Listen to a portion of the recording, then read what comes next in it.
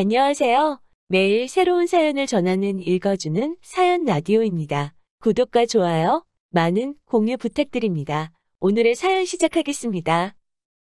안녕하세요. 저는 결혼한 지 2년 된 30대 여자입니다. 아이는 아직 없고요. 요즘 아이 문제로 시댁과 갈등이 최고조에 달해 너무 스트레스가 심했어요. 어떻게든 참아보려고 했는데 최근에 있던 일로 이혼하게 될 것 같습니다.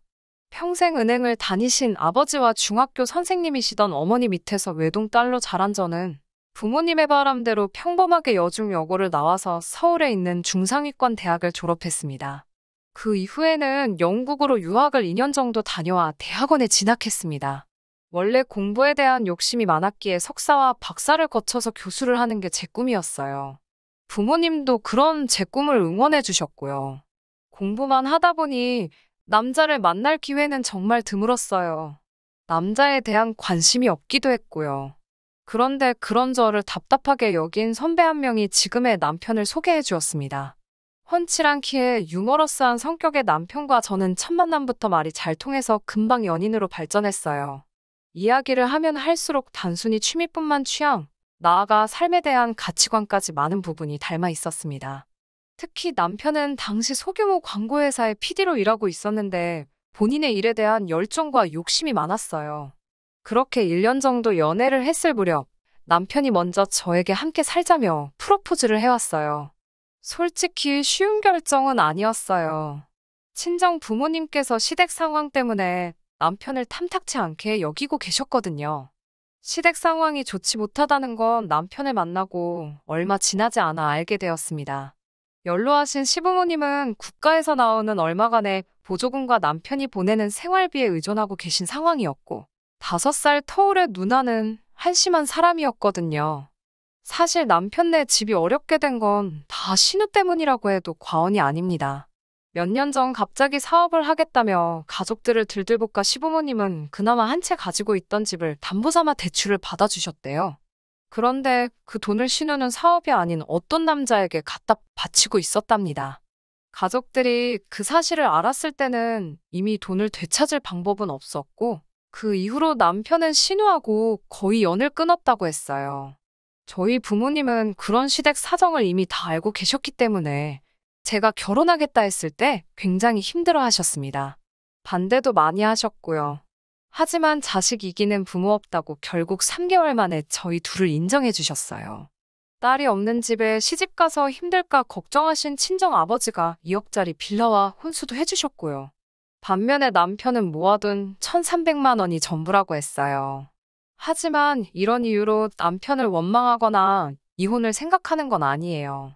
진짜 이혼을 생각하게 된 건 바로 아이 문제 때문입니다. 신혼여행을 다녀온 뒤 얼마 지나지 않았을 때예요. 하루는 시부모님이 뜬금없이 저희에게 아이는 언제 가질 거냐고 물어보시더라고요. 아직 공부도 더 해야 하고 남편 수입도 넉넉치 않아 천천히 가지려고 한다니까. 시모가 혀를 차며 아이들은 다 지먹을 목숨 갖고 태어난다며 하루빨리 가지라고 성하셨어요.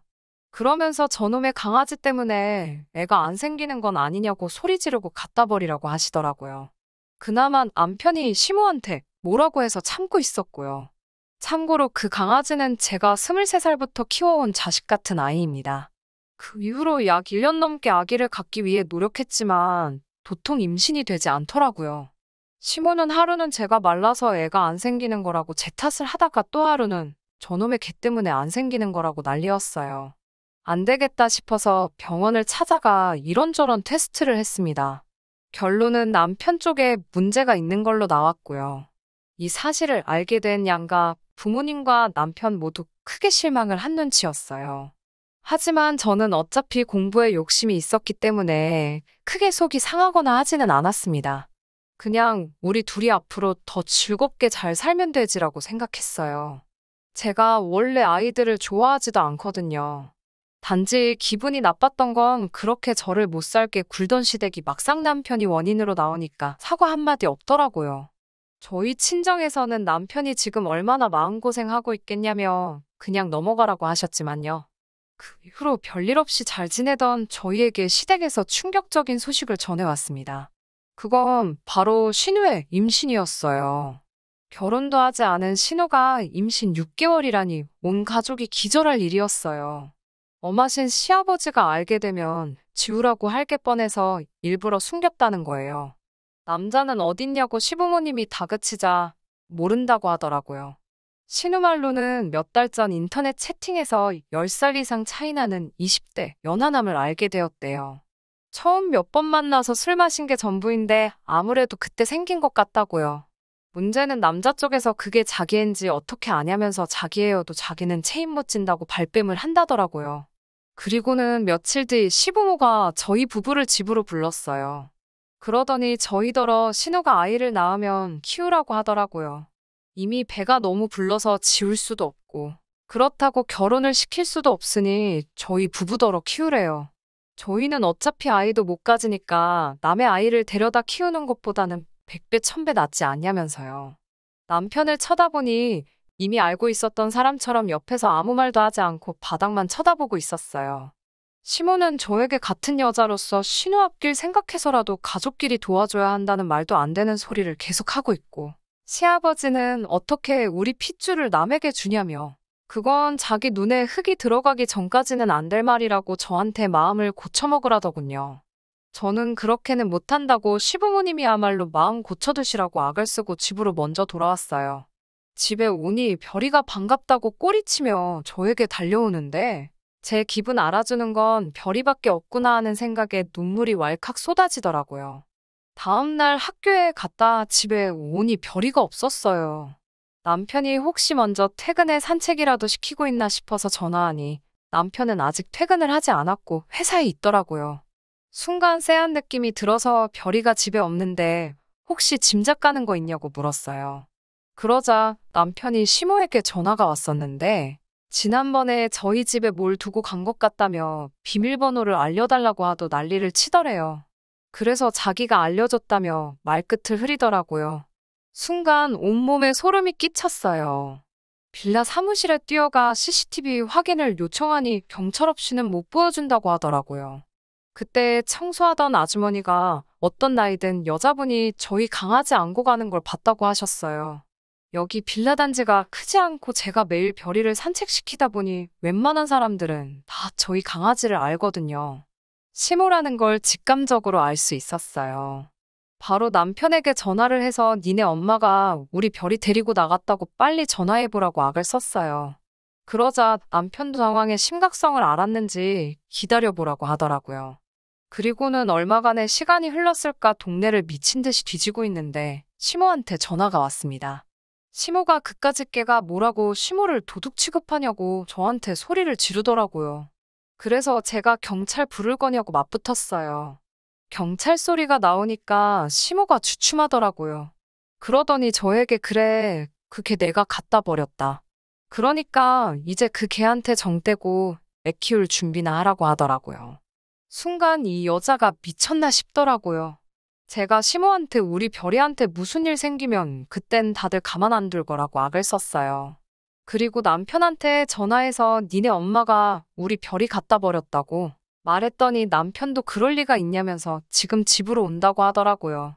어떻게 밤을 보낸 건지도 모를 만큼 정신 나간 사람처럼 동네만 이잡듯 뒤지다가 뜬 눈으로 밤을 새웠어요. 부엌에서 아침을 먹으며 출근 준비하는 남편을 보고 있는데 저게 사람인가 싶더라고요. 그래서 남편에게 우리 이혼하자고 했어요. 남편은 그게 무슨 똥딴지 같은 소리냐는 식으로 저를 쳐다보더군요. 저는 더 설명하기도 싫고 말 한마디도 섞기 싫어서 그냥 이혼하자 소리만 두세 번 더 반복하고 말았습니다. 그날 오후 시부모님이 집으로 왔어요. 시아버지는 일단 시모가 한 행동에 대해서 미안하다고 저에게 사과를 하더라고요.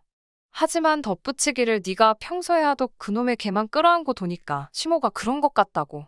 어차피 그 개는 이제 없어졌고 이제 사람한테 정붙이고 살면 좋지 않겠냐고 하더라고요. 개 키울 정성이면 애를 키우라는 말은 신우의 아이를 두고 하는 말이겠죠. 저는 시아버지를 노려보며 제가 미쳤냐고 제가 남의 자식을 키우는 일은 없을 거라고 대꾸했어요. 그러자 남편이 저에게 조카인데 왜 남의 자식이냐면서 시댁 형편도 어렵고 신우도 적골인데? 한 가족이니까 서로 도와주는 마음으로 친자식처럼 키워보자고 하더라고요. 별이한테 하는 것만큼만 하면 충분하다고요. 다 한 통속이라는 생각에 정말 열받아서 그게 니들 핏줄이지 내 핏줄이냐며 핏대를 세우고 소리를 질렀어요.